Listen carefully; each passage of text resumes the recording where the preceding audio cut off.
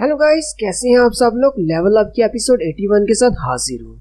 अभी तक जिसने मेरे चैनल को सब्सक्राइब नहीं किया हुआ, चैनल को सब्सक्राइब कर दें, वीडियो को लाइक और शेयर कर दें, शुक्रिया। लास्ट एपिसोड के एंड पे हमने देखा था जिनवू थॉमस को हरा देता है। थॉमस कहता है ऐसा कैसे हो सकता है, ये तो एक मैजिशियन टाइप का हंटर है, इतनी ज्यादा स्पीड और इतनी ज्यादा स्ट्रेंथ इसके पास कहाँ से आ सकती है। थॉमस कहता है क्या मैं इससे हारने वाला हूँ, लेकिन साथ ही वो कहता है मैं इससे हार नहीं सकता, और अपना हाथ ऊपर की तरफ बढ़ाते हुए दोबारा से अपने सर्कल मूव को इस्तेमाल करता है। लेकिन जिनवू भी अपनी रूलर्स अथॉरिटी को इस्तेमाल करते हुए दोबारा से उसके हाथ को पीछे की तरफ झटक देता है। जिनवू थॉमस के चेहरे पर लास्ट पंच मारता है, जिससे उसके ऊपर वाला मास्क टूट जाता है। थॉमस दोबारा से गुस्से के साथ उठता है और कहता है मैं थॉमस आंद्रे हूँ, तुम मुझे इतनी आसानी से नहीं हरा सकते। जिनवू से फिर से नीचे की तरफ लिटा लेता है और कहता है मैंने तुमसे कहा था चाहे तुम कोई भी हो, मुझे इस बात से फर्क नहीं पड़ता। और जिनवू से फिर से पंच मारने लगता है। उसी वक्त पीछे से एडम वाइट चिल्लाकर उसे कहता है जिनवू प्लीज रुक जाओ, लेकिन जिनवू उसकी बात नहीं सुनता और थॉमस पर पंचेस की बरसात कर देता है। थॉमस को वो इतने पंचेस मारता है कि उसकी स्पिरिचुअल बॉडी गायब हो जाती है और उसकी ओरिजिनल बॉडी निकल आती है। थॉमस को जब लगता है कि वो नहीं जीत पाएगा, वो जिनवू से कहता है सब कुछ खत्म हो गया, मैं हार गया, मैं अपनी हार मानता हूँ। जिनवू उसे छोड़ देता है। अमेरिकन हंटर एसोसिएशन वाले इसे देखकर बहुत ज्यादा हैरान हो जाते हैं और कहते हैं आखिर ये लड़का है कौन जिसने थॉमस आंद्रे को हरा दिया, इतना ज्यादा पीट दिया कि वो बहुत ज्यादा जख्मी हो चुका है। अगर ये खबर बाहर फैल गई तो पूरी दुनिया हैरान हो जाएगी। एडम वाइट उसी के गिल्ड के कुछ हीलर से कहता है जल्दी से इसे हील करो। हीलर थॉमस को हील करते हुए कहता है इसकी बॉडी की तो हर एक हड्डी टूट चुकी है, मैं अकेले इसको हील नहीं कर सकता, मुझे और भी हीलर की जरूरत है। ये तो थॉमस आंद्रे है जो कि एक नेशनल लेवल का हंटर है, जो इतनी ज्यादा डैमेज के बाद अभी तक जिंदा है। अगर इसकी जगह पर कोई और होता वो तो अभी तक 10 बार मर चुका होता।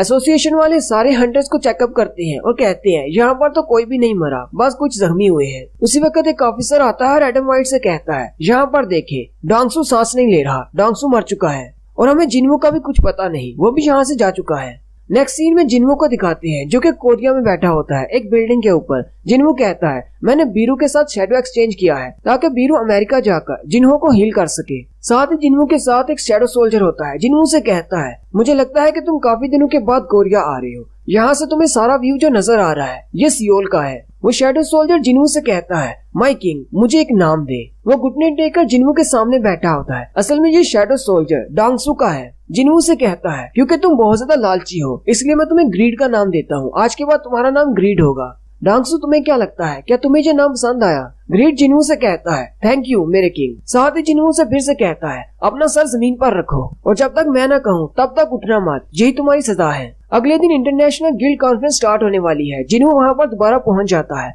एडम वाइट उसे लेकर कॉन्फ्रेंस रूम की तरफ जाता है। जिनवू उनसे कहता है यहाँ पर तो बहुत सारे रिपोर्टर्स हैं। डिप्टी डायरेक्टर उसे कहते हैं क्योंकि तुम्हारी और थॉमस की फाइट सबको पता चल चुका है। डिप्टी डायरेक्टर जिनवू से कहते हैं स्क्वेंजर गिल्ड वालों से हमने रिक्वेस्ट की है, वो लोग डांगसू के बारे में सारी इन्वेस्टिगेशन करेंगे। जिनवू उनसे कहता है मुझे डांगसू के बारे में कोई भी बात नहीं करनी, मुझे इस टॉपिक पे बात नहीं करनी। मैं अमेरिका सिर्फ एक ही मकसद के लिए आया हूँ, मुझे अपने डैड के बारे में इन्फॉर्मेशन निकलवानी है। जैसे मुझे मेरे सवालों के जवाब मिल जाएंगे मैं वापस चला जाऊंगा। फिर जिनवू दरवाजा खोलकर कॉन्फ्रेंस रूम के अंदर चला जाता है। वहाँ पर पूरी दुनिया से आए हुए पावरफुल हंटर्स बैठे होते हैं। जैसे ही अंदर दाखिल होता है उन सब की नजर जिनवू की तरफ पड़ती है। जिनवू नीचे की तरफ चलता हुआ जा रहा होता है। वो सारे बातें कर रहे होती है क्या यही वो एशियन लड़का है जिसने थॉमस को हरा दिया। थॉमस इतना ज्यादा पावरफुल था कि वो बाकी के सारे हंटर्स को भी दबा कर रखता था। वो बिल्कुल एक किंग की तरह था, लेकिन ये इतना ज्यादा पावरफुल है कि इसने उसको भी डैमेज किया और इसके अलावा इसने जापान की रेड को भी कम्प्लीट किया। फिर जिनवू भी जाकर एक चेयर पर बैठ जाता है।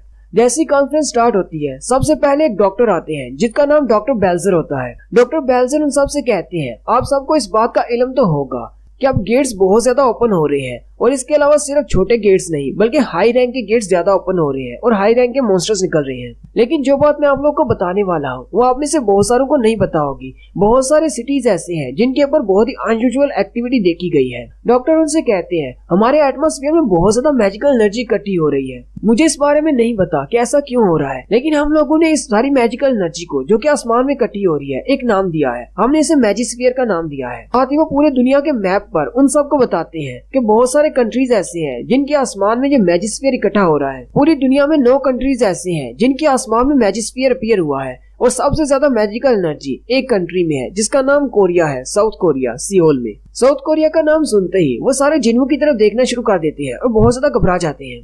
डॉक्टर बेल्जर उनसे कहते हैं आप सबको मिस्टर जिन्वू की तरफ इस तरह देखने की कोई जरूरत नहीं। ये सब कुछ जिन्वू की वजह से नहीं हो रहा। अगर ऐसा होता तो वो कब से दूसरी दुनिया में जा चुका होता। जिन्वू सोच रहा होता है, ये मैजिक स्फीयर 9 जगह पर क्यों ओपन हुआ है?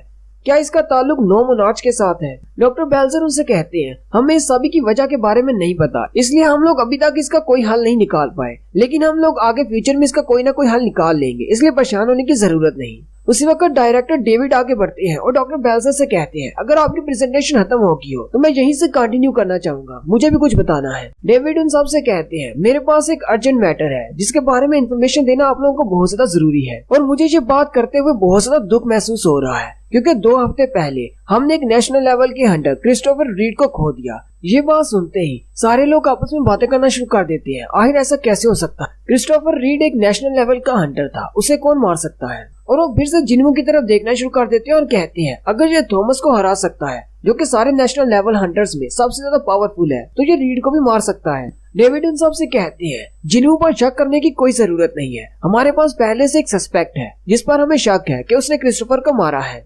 और साथ ही जिन्वू के डैड की पिक्चर दिखाई जाती है और कहा जाता है, हमें इसके नाम के बारे में नहीं पता, इसलिए हम इसे सस्पेक्ट एस का नाम दे रही हैं। अब उस पिक्चर को देखकर वो सारे फिर से बातें करना शुरू कर देते हैं और कहते हैं, इसका मतलब जिन्वू ने उसको नहीं मारा, लेकिन इसकी शक्ल बिल्कुल जिन्वू से मिलती है। लेकिन इस बार उनमें से किसी की भी पीछे की तरफ घूमने की हिम्मत नहीं होती। वो आपस में कह रहे होते हैं, सारे एशियंस की शक्ल एक जैसी होती है, इसलिए पीछे देखने की जरूरत नहीं। जिन्वू खुद भी सोच रहा होता है, आखिर मेरे फादर ही क्यों? उसे कैमिश की बात याद आती है। कैमिश ने उसे कहा था कि इस दुनिया में 4 ऐसे लोग हैं जिन्हें रूलर्स ने अपनी पावर दी है। जिन्वू कहता है, शायद रूलर्स ने मेरे पापा की फार्म में अपनी किसी पावर को यहाँ पे भेजा हो। डेविड उन्हें सांग इनवाल के बारे में बताते हैं कि ये बंदा हमें पहली बार एक ए रैंक के गेट के अंदर मिला था, और ये एक मॉन्स्टर है जो कि इंसानी भाषा बोल सकता है। इसने हमारे ब्यूरो में आकर एक एस रैंक के हंटर को जख्मी कर दिया था। हमने इन्वेस्टिगेशन के दौरान कोरियन बोलने वाले एक हंटर डांगसू को इससे बात करने के लिए बुलाया था, लेकिन उसने इस पर अटैक किया, हमारी ब्यूरो को बहुत ज्यादा नुकसान पहुंचाया और वहाँ से गायब हो गया। हमें लगता है कि बिल्कुल इसी तरह के सस्पेक्ट एस की तरह के डंजन में से और भी बहुत सारे मॉन्स्टर्स निकले हैं जिन्होंने ग्रुप बनाकर क्रिस्टोफर रीड को मारा है। हमारी ब्यूरो इसी नतीजे पर पहुंची है। वो सामने प्रोजेक्टर पर सारी वीडियोस और सारी फोटोज दिखा रहे होते हैं। जिन्वू अपने डैड की तरफ देखता है तो वो डांगसू से बात कर रहे होते हैं। जिन्वू जल्दी से ग्रीड के शैडो को बाहर निकालता है और उससे पूछता है कि मेरे डैड ने तुमसे क्या कहा। ग्रीड यानी कि डांगसू से कहता है, उसने कहा था कि दोबारा कोरिया में पाँव मत रखना, वरना मरने के बाद भी तुम रेस्ट नहीं कर पाओगे। ये मैं सिर्फ अपने बेटे के लिए नहीं कह रहा। जिन्वू कहता है, अब इस बात में कोई शक नहीं रहा, ये बंदा मेरा फादर है। डेविड उन सब से कहते हैं, हम इस न्यूज को इसलिए शेयर कर रहे हैं कि हम चाहते हैं कि पूरी दुनिया में जितने भी गिल्ड्स हैं सारे इस बंदे को ढूंढने में लग जाएं। इस सस्पेक्ट एस को जल्दी से जल्दी ढूंढकर हमें इन्फॉर्म किया जाए। उनमें से एक बंदा कहता है, क्या इस बात का कोई प्रूफ है कि ये कोई इंसान नहीं बल्कि एक मॉन्स्टर है? डेविड उनसे कहते हैं, उसकी बॉडी से जो मैजिकल एनर्जी निकल रही है वो बिल्कुल मॉन्स्टर्स जैसी है। एक और बंदा सवाल पूछता है, आपने कहा कि उसने अपने आप को एक इंसान बताया था कि वो एक डंजन के अंदर गायब हुआ था और 10 साल के बाद वापस आया। क्या आपने इस बारे में इन्वेस्टिगेशन की है? क्या वाकई में ऐसा कोई इंसान है जिसका उसने जिक्र किया था? डेविड उनसे कहते हैं, हाँ उसने बिल्कुल ठीक कहा था, वैसा एक इंसान इस दुनिया में है। एक और हंटर उनसे कहता है, तो फिर आप लोग उसकी रियल आइडेंटिटी क्यों नहीं शो करा रहे? डेविड उनसे कहते हैं, यहाँ पर एक हंटर ऐसा है जिसका उसके साथ ताल्लुक है, इसलिए हम डायरेक्टली नहीं बता सकते। डेविड उनसे कहते हैं, अगर किसी ने कोई और सवाल पूछना है तो पूछ सकता है। उसी वक्त ल्यूसी गैंग हाथ उठाता है और कहता है, अगर हम लोग उसे पकड़ने वाले हैं तो हमें उसकी सारी डिटेल्स चाहिए होंगी, आपको बताना होगा कि वो कौन है। साथ ही ल्यूसी गैंग कहता है, मैं डायरेक्टली पूछता हूँ, संग जिन्वू के साथ इस मॉन्स्टर का क्या ताल्लुक है? डेविड इसकी बात सुनकर थोड़ी देर के लिए खामोश हो जाती है और फिर कहते हैं, तुम एक नेशनल लेवल के हंटर हो, अब जबकि तुमने पूछा है तो हमें तुम्हें जवाब देना ही पड़ेगा। डेविड उनसे कहते हैं, उस मॉन्स्टर ने इन्वेस्टिगेशन के दौरान जो बताया था कि वो जिन्वू का फादर है, और हमने अपनी इन्वेस्टिगेशन से ये कंफर्म किया है वो वाकई में जिन्वू का फादर था। सारे हंटर्स फिर से बातें करना शुरू कर देते हैं। ल्यूसी गैंग जिन्वू से कहता है, अगर ये सस्पेक्ट वाकई में एक मॉन्स्टर होता है और बाकी के हंटर्स उसे मारने की कोशिश करते हैं तो तुम क्या करोगे? तुम्हारा रिएक्शन क्या होगा? जिन्वू ल्यूसी गैंग से कहता है, हम हंटर्स का काम है शिकार करना, मॉन्स्टर्स का शिकार करना। अगर वो वाकई में एक मॉन्स्टर है तो फिर उसे सबसे पहले मैं ही मारूंगा, लेकिन अगर वो कोई मॉन्स्टर नहीं है और वो मेरे फादर हैं तो फिर मैं उन सारे हंटर्स को मार डालूंगा जो भी मेरे फादर को मारने की कोशिश करेंगे। मैं हर कीमत पर अपनी फैमिली को प्रोटेक्ट करूंगा, चाहे मुझे पूरी दुनिया के सारे हंटर्स गिल्ड के साथ फाइट क्यों ना लेनी पड़े। कॉन्फ्रेंस खत्म होने के बाद एडम जिन्वू से कहता है, जो तुमने अंदर कहा क्या तुम वाकई उस बारे में श्योर हो? जिन्वू से कहता है, हाँ मैं श्योर हूँ। एडम वाइट हंसते हुए कहते हैं, पूरी दुनिया से 500 हंटर्स आए हुए थे जो कि 120 कंट्रीज से। सबसे पावरफुल हंटर्स हैं और मुझे लगता है कि इस वक्त पूरी दुनिया में सिर्फ 2 ही ऐसे हंटर्स हैं जो ऐसे हंटर्स के सामने इस तरह बात कर सकते हैं। एक तो तुम हो, जिन्होंने उसे कहता है, दूसरा कौन है? एडम उसे कहता है। दूसरा हंटर थॉमस आंद्रे है, लेकिन वो इस वक्त हॉस्पिटल में है। और यहीं पर हमारी एपिसोड 81 का एंड होता है। एक्सप्लेनेशन अच्छी लगी हो तो कमेंट करके जरूर बताएं। चैनल को सब्सक्राइब कर दे, वीडियो को लाइक और शेयर कर दे। शुक्रिया। हेलो गाइस, कैसे हैं आप सब लोग? लेवल अप के एपिसोड 82 के साथ हाजिर हूँ। कॉन्फ्रेंस के खत्म होने के बाद एडम जिन्नू से कहते हैं, हमारी ऑर्गेनाइजेशन ने एक फीस्ट का इंतजाम किया है। अगर तुम बिजी नहीं हो तो हमारे साथ आओ, खाना खाकर जाना। सामने की तरफ देखता है तो सामने से ल्यूसी गैंग आ रहा होता है। ल्यूसी गैंग उसके सामने आकर चाइनीज में कुछ कहता है। जिन्नू एडम से कहता है, ये क्या बात कर रहा है? ट्रांसलेट करके बताओ। एडम जिन्नू को बताता है, ल्यूसी गैंग कह रहा है कि तुमने जो जायंट छोड़ दिया था वो चाइना की तरफ आ गया था और मैंने इसको मार डाला। जिन्नू एडम से कहता है, तुम्हें चाइनीज भी आती है? एडम उसे कहता है, मैं एशियन ब्रांच का मैनेजर हूँ, मुझे एशिया में बोली जाने वाली सारी लैंग्वेजेस आती हैं। एडम जिन्नू से कहता है, ल्यूसी गैंग कह रहा है कि वो मॉन्स्टर काफी ज्यादा पावरफुल था। उस जायंट मॉन्स्टर के साथ फाइट मेरी काफी अच्छी रही, लेकिन मुझे काफी ज्यादा मुश्किल हुई क्योंकि वो पानी के अंदर था। ल्यूसी गैंग कह रहा है कि वो तुमसे तब से मिलना चाहता था। क्या आखिर ऐसा कौन सा हंटर है जिसने ऐसे बहुत सारे जायंट्स को अकेले ही संभाल लिया? साथ ही ल्यूसी गैंग अपना हाथ आगे बढ़ाता है। एडम जिन्नू से कहता है, ये कह रहा है कि ये तुमसे मिलकर बहुत ज्यादा खुश हुआ है और इसलिए भी खुश है कि तुमने थॉमस को उसकी जगह दिखा दी और इसे पूरा यकीन है कि थॉमस ही गलत होगा, इसलिए तुमने उसको सजा दी है। जिन्नू कहता है, मुझे तो इसे देखकर लगा था ये बहुत ज्यादा बुली होगा, लेकिन ये तो काफी ज्यादा अच्छा है। जिन्नू से हाथ मिला लेता है। हाथ मिलाने के बाद ल्यूसी गैंग जिन्नू से फिर से कुछ कहता है, लेकिन एडम उसको ट्रांसलेट नहीं करता और ल्यूसी गैंग वहाँ से चला जाता है। जिन्नू एडम से कहता है, लास्ट पे इसने क्या कहा? एडम जिन्नू को बताता है, लास्ट पे उसने ये कहा, उम्मीद करो कि वो मॉन्स्टर तुम्हारी फैमिली से ना हो, वरना बहुत ज्यादा मसला हो जाएगा। उसी वक्त डेविड वहाँ पर आते हैं और जिन्नू से कहते हैं, हमें तुमसे कुछ बात करनी है। डेविड जिन्नू को अपने साथ लेकर ऑफिस में चले जाते हैं, जहाँ पर नॉर्मा सेलनर पेरेंट्स बैठी होती है। जिन्नू नॉर्मा को देखकर हैरान होता है और कहता है, मुझे तो लगा था कि तुम दोबारा मुझसे नहीं मिलना चाहोगी क्योंकि तुम उस दिन बहुत ज्यादा डर गई थी। नॉर्मा जिन्नू से कहती है, मुझे हमेशा रात को एक ड्रीम आ रहा है जिसमें हमारे टॉप हंटर्स को कुछ मॉन्स्टर्स मार रहे हैं और कुछ दिन के बाद मेरा वो ड्रीम सच हो जाता है। जिन्नू से कहता है, तुम्हारे कहने का क्या मतलब है? क्या तुमने क्रिस्टोफर रीड का भी ड्रीम देखा था? डेविड कहते हैं, हमने रीड को वार्न किया था लेकिन उसने हमारी वार्निंग को सीरियसली नहीं लिया और बाकी की बात का तुम्हें पता है, अब वो मर चुका है। नॉर्मा कहती है, जितने भी हमारे पास पावरफुल हंटर्स हैं, जैसे कि नेशनल लेवल के हंटर्स हैं, उन्हें कोई मार रहा है और उन्हें मारने वाला रुकने वाला नहीं। जिन्हों नॉर्मा से कहता है, तो क्या तुम मुझे भी वार्निंग देने वाली हो? क्या तुमने मेरा भी कोई ड्रीम देखा है? नॉर्मा से कहती है, नहीं, मैंने तुम्हारा कोई ड्रीम नहीं देखा। हमने तुम्हें यहाँ पर इसलिए बुलाया है ताकि तुम उन सबको प्रोटेक्ट कर सको। मैंने अपने ड्रीम्स में उन सारे हंटर्स के चेहरों को याद करने की कोशिश की, लेकिन मैं नहीं कर पाती। लास्ट टाइम तुम्हें याद होगा, मैंने तुम्हारा हाथ पकड़ा था और मैं तुम्हारे माइंड के अंदर गई थी, लेकिन मैं बहुत ज्यादा डर गई थी क्योंकि सामने से तुम मुझे देख रहे थे, या फिर वो तुम नहीं कोई और चीज थी। जिन्नू से कहता है, तो तुम्हें वहाँ पर क्या पता चला? नॉर्मा उसे कहती है, मुझे एक आवाज आई थी। जिन्नू से कहता है, उस आवाज ने क्या कहा? नॉर्मा उसे कहती है, उसने कहा था कि वापस जाओ और जाकर जंग की तैयारी करो। जिन्नू के पास उनका हैरान हो जाता है और कहता है, किंग ऑफ जायंट ने भी मुझे यही कहा था कि रूलर्स और मोनार्च के दरमियान वार होने वाली है। जिन्नू कहता है, अगर ऐसी बात है तो ये सारे लोग जो कि हंटर्स को मार रहे हैं वो किस साइड पर है, रूलर्स की या फिर मोनार्च की? जिन्नू नॉर्मा से कहता है, लेकिन इस सब का मुझसे क्या ताल्लुक है? आखिर तुम मुझसे जो क्यों कह रही हो कि मैं उन सबको जाकर प्रोटेक्ट करूं? नॉर्मा उससे कहती है, इस सब का ताल्लुक तुम्हारे अंदर मौजूद पावर से है क्योंकि तुम्हारी पावर उन जैसी है। डेविड जिन्नू से कहते हैं, वो जो लोग भी हैं वो बहुत ज्यादा पावरफुल है, हमारे हंटर्स उनको हैंडल नहीं कर सकते, हमें तुम्हारी लिमिटलेस पावर की जरूरत है। डेविड कहते हैं, पहले तो हम लोग भी इस बात से कन्विंस नहीं थे कि तुम इन सब हंटर्स को प्रोटेक्ट कर सकते हो, लेकिन कल की तुम्हारी फाइट जो कि तुम्हारी थॉमस के साथ फाइट हुई है, उसको देखने के बाद बहुत सारे हंटर्स इस बात को मानने को तैयार हैं कि तुम काफी ज्यादा स्ट्रॉन्ग हो। डेविड जिन्नू से कहते हैं, हम तुमसे कुछ भी फ्री में नहीं मांग रहे, हम तुम्हें वो रून स्टोन देंगे जो कि हमें केमिस्ट की बॉडी से मिला है, अगर तुम हमारी मदद करते हो और सारे हंटर्स को प्रोटेक्ट करते हो। हमारी इस दुनिया में बहुत सारे ऐसे हंटर्स हैं जिनको बहुत ज्यादा पावर मिली है और वो हमारी पूरी दुनिया को सपोर्ट कर रही है। अगर वो सारे हंटर्स मारे जाएंगे तो हमारी दुनिया खत्म हो जाएगी। जिन्होंने उनकी बात सुनने के बाद कहता है, मुझे माफ कर दे, मैं आपका साथ नहीं दे सकता। डेविड उसे कहते हैं, अब इस बात का क्या मतलब है? क्या तुम अभी तक थॉमस की वजह से नाराज हो? जिन्नू उनसे कहता है, नहीं, ऐसी कोई बात नहीं है, मुझे अभी तक ये कंफर्म नहीं है कि मुझे किसकी साइड से फाइट करनी है। और साथ ही जिन्नू उठकर वहाँ से चला जाता है। जबकि एडम वाइट ये सोच रहे होते हैं कि जिन्नू ने कहा था कि वो सारे हंटर से फाइट लेगा अगर किसी ने उसके फादर को हाथ लगाया तो, और वो बहुत ज्यादा घबराया होता है। जिन्नू थोड़ा सा आगे जाता है और वापस की तरफ मुड़कर कहता है, एडम वाइट, क्या तुम मुझे लिस्ट दे सकते हो उन सारे हंटर्स की जिन्हें मुझे प्रोटेक्ट करना है? और मुझे बहुत ज्यादा खुशी होगी उस पार्टी में जाकर जहाँ पर सारे हंटर्स खाना खाने के लिए आने वाले हैं। एडम वाइट बहुत ज्यादा खुश हो जाता है। नेक्स्ट डे वो सारे उस पार्टी में चले जाते हैं। जिन्हों जिन्हों के साथ जाता है। जिन्हों से पूछता है क्या तुम ठीक हो? जिन्हों से कहता है हाँ मैं बिल्कुल ठीक हूँ, और साथ ही वो रोते हुए कहता है तुम तो बहुत ज्यादा अच्छे हो, तुमने मेरे लिए स्कैवेंजर गिल्ड से फाइट ली और थॉमस आंद्रे को पीटा।